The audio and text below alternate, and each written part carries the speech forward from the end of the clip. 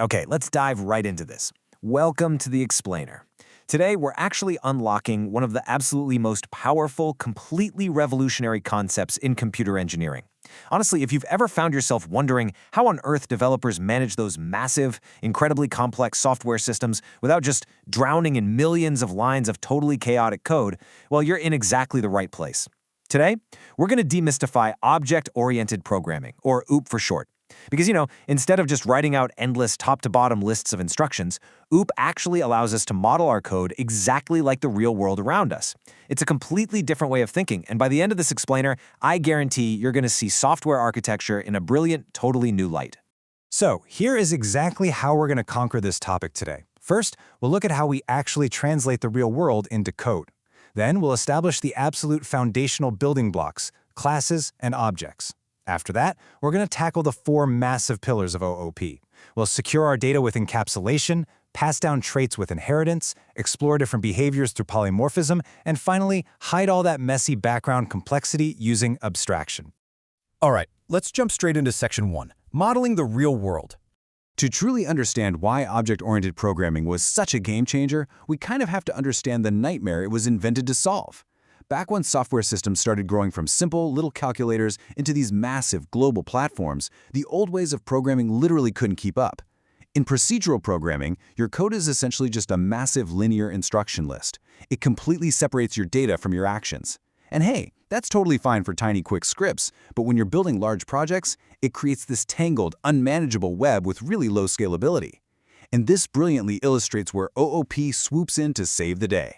It completely flips the script. OOP groups data and actions together into distinct objects, just like physical items in the real world. This object-based approach is exactly what gives us incredibly high scalability, making it the absolute gold standard for large-scale professional engineering. Moving right along to Section 2, Classes and Objects. If you want to really master OOP, you have to nail these two concepts first. They are the absolute foundation that literally everything else relies on. So, let's start with a really intuitive question. Imagine you're programming a massive racing game, right? Or maybe a city traffic simulation. How do we actually create 1,000 different cars in our software without writing raw, tedious code from scratch for every single one? I mean, designing each car individually would take thousands of hours and lead to catastrophic code duplication. Nobody has time for that. Well, the technical answer to that question is the very core of OOP. We use a class and an object. Think of a class as your master blueprint. It's really just an abstract plan or a template. It defines the attributes, things like color and speed, and the methods, which are just the actions that item can take, like accelerating or hitting the brakes. But here's the catch. A class doesn't actually physically exist in your computer's memory yet. An object, on the other hand, is the concrete, totally usable instance created directly from that blueprint. It is the actual, tangible thing your software interacts with. To really anchor this in the real world, think of a massive car factory. The class is the generic engineering schematic for a car. It dictates that, hey, every car must have a brand, a model, and a speed attribute.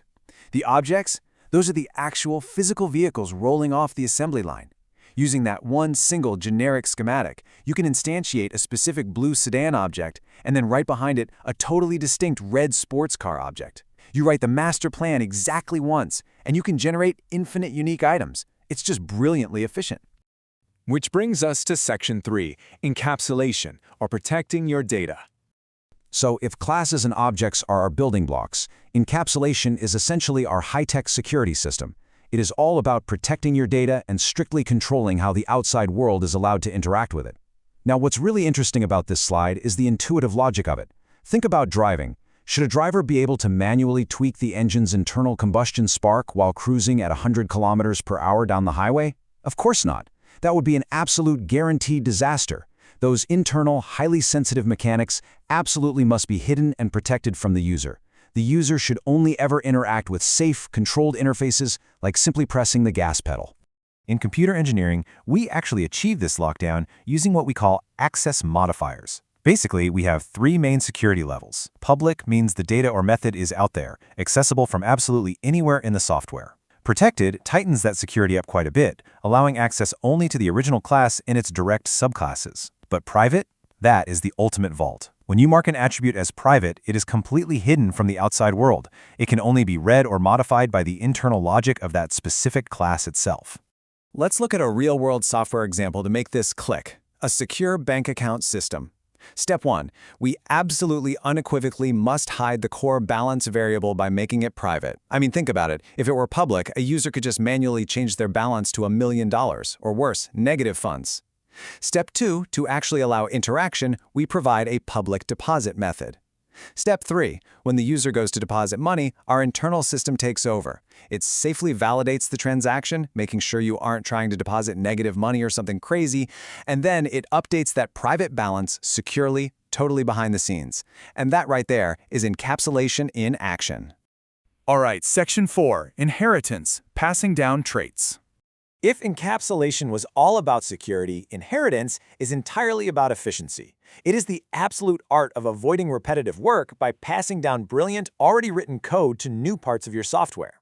Think about this. If you've already spent, say, 3 weeks coding a perfectly working system for a generic car, we're talking perfectly functioning steering, flawless braking, great physics, why on earth would you write that exact same code from scratch just because you now want to build a sports car?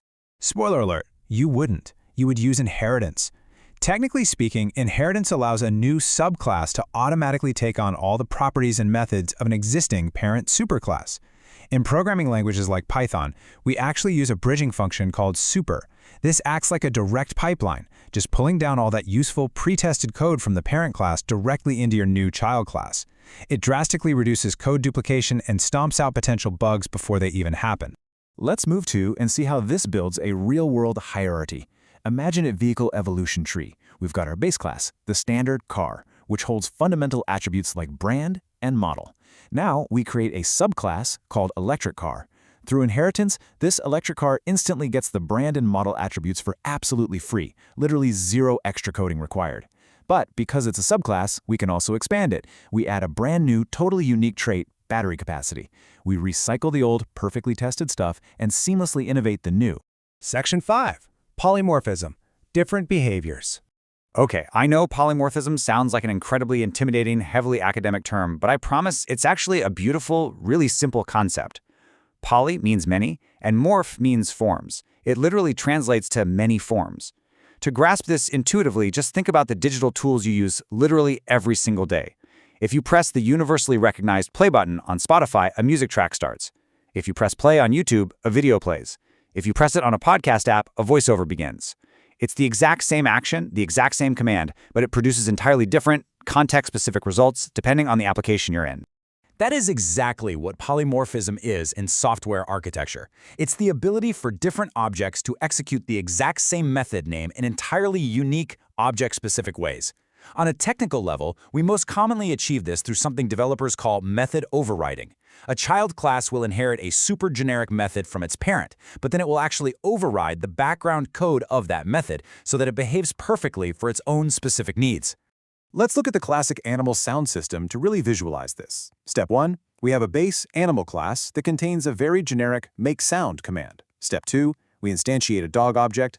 Now the dog class has overridden that generic command, so when the system yells make sound, the dog executes a bark. Step 3, we have a cat object. It also overrides the command, so it executes a meow. The main software doesn't even need to know if it's talking to a cat or a dog, it just issues one universal make sound command, and polymorphism ensures the correct unique behavior happens every single time. It's like magic, but it's just great code.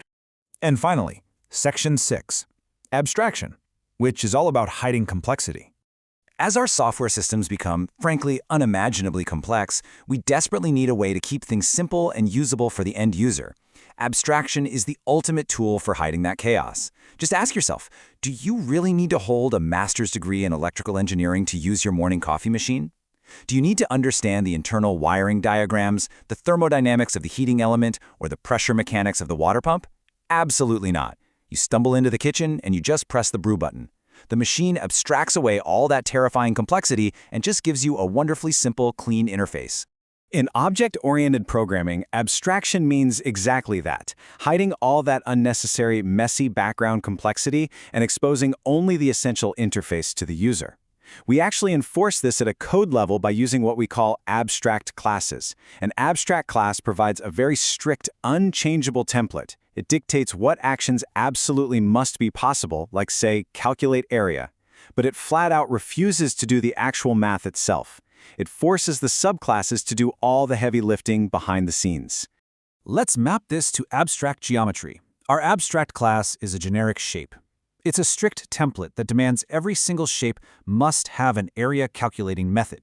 Subclass 1 is a circle.